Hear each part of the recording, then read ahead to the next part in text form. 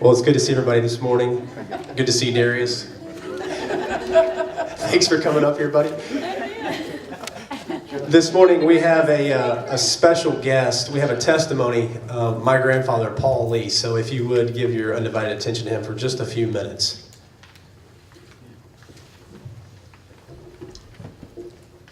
Mick had asked me to share a testimony with you this morning. He gave me 5 minutes, but if I get a little over that, just hold up your hand and I'll stop. First place, if I gave you the total testimony I have, then it would be for the rest of your lives as well as mine. I've been blessed from the day that I was born.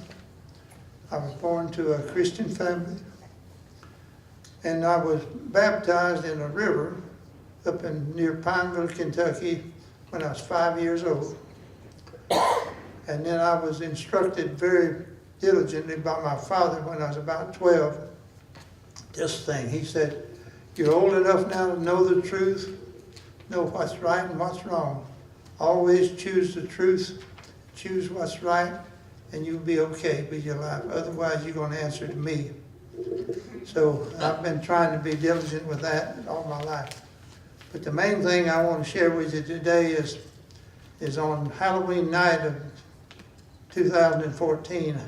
I wasn't playing trick or treat, but I had a very strange activity. My wife and I were having lunch that afternoon, and I just dropped my glasses in the floor, and I reached down to pick up my glasses, and I fell into the floor and couldn't get up. And from that moment on until November the 2nd, I only had one memory, and that was when they placed me on a helicopter, carrying me from Cobb Hospital up to Kennesaw for an operation. The operation that they performed on me was, according to the doctor who did the procedure, said it had never been done successfully before.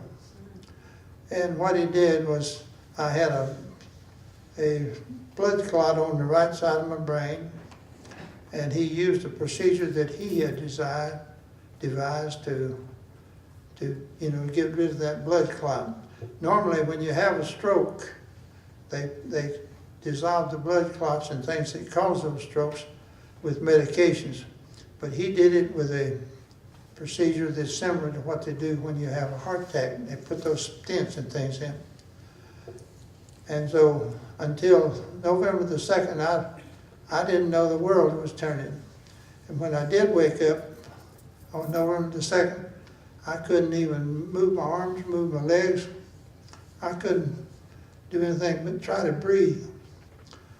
But fortunately, I got the good, service that I needed there.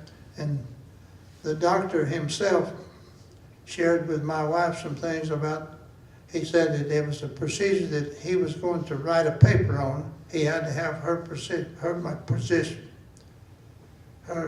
permission to either from me or her to write this paper and publish it in the medical publications, because he said this has never been done successfully, but it was something he had devised. So the Lord blessed me with that I was able to, get to the person who knew something that was not, in the books and not something that had been regularly done. And he performed that procedure, and 2 days later, on November the 2nd, my first knowledge after that, like I say, I couldn't breathe, I couldn't do anything hardly. Well, I could breathe all right, but I just couldn't move. Well, during the rehab, while I was having rehabilitation on this, one of the other doctors who was a part of the procedure told me, he said, you went through this thing way better than anybody ever anticipated. And he said, now this is unusual for me to hear this from a doctor, but he says, the Lord was with you. And I believe that. Amen. And I know that the Lord's been with me all my life. If I get a little emotional, just forgive me. But I've been blessed. I went through World War II and had nothing but a vacation, basically, while people being killed all during that war. And I've lived 88 years and never been in the hospital but once or twice in my whole life. And that was for minor things. So the Lord has blessed me all my life, and I've tried to live for it. I know that I failed more than I succeeded, but I tried. And I just want to let all of you know that God will bless you. He blessed me. He blessed me with a wife that we've been married for 66 years on August the 6th of last year. And the only thing I'm looking for out of her is just 66 more. So I appreciate y'all allowing me to give this testimony, because I could stand here forever and talk to you about the blessings that I've had in my life. I was a graduate of Georgia Tech and went to work immediately, and when I got there, every job I've had since then, I've progressed along, and without any, never asked for a raise yet, but I've progressed all the way through my life being blessed. The Lord has been my guide, and I've tried to live with that. And so I could tell you a lot of things, but I'm sure you wouldn't be too interested in those, but just so that the Lord will bless you if you live for Him and bless Him and do what is, what it's called for. And I will cite this to you a little bit and paraphrase it, but in Ecclesiastes chapter 12, verse 13, it said, "Let us hear the conclusion of the whole thing.